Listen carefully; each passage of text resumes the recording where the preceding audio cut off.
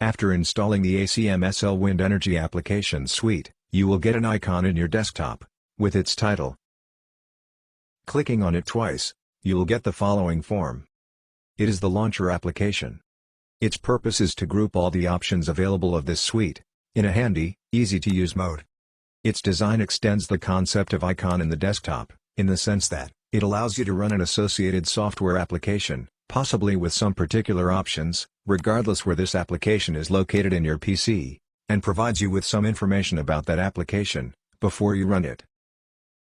The launcher provides additional capability for grouping the available options, and, also, an extended text for informing about the purpose of the application, that is, what you can expect from it. It does so, reducing the desktop space that would be occupied in the desktop by the corresponding icons.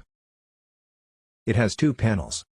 In the left panel it presents blue bars that corresponds to groups of options.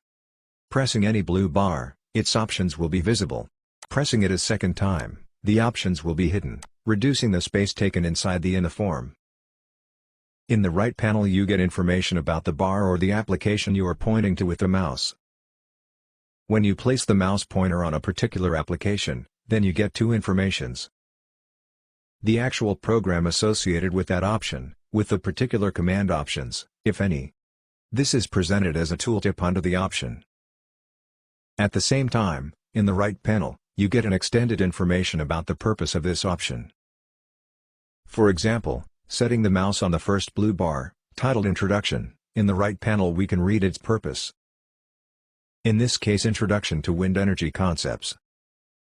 If we press the mouse left button when on it, the two options associated with it will appear. Moving the mouse over the first one you get a tooltip that informs you this option will run a PowerPoint presentation, and where that file located. In this case, no additional information is presented in the right panel. Instead, if you place the mouse over the second option of the introduction group, the tooltip will provide the reference to a HTML file, that is, a web page, and where it is located. And, in the right panel, a text that informs that this web page contains an introduction to key concepts that must be known by anyone interested in wind turbines technologies, and another introduction to the simulators included in the Wind Farm Simulator Suite. Those simulators, in turn, are grouped in two sets, one devoted to the control center of the wind farm, and another that provides access to three specific simulators, one for each wind turbine family.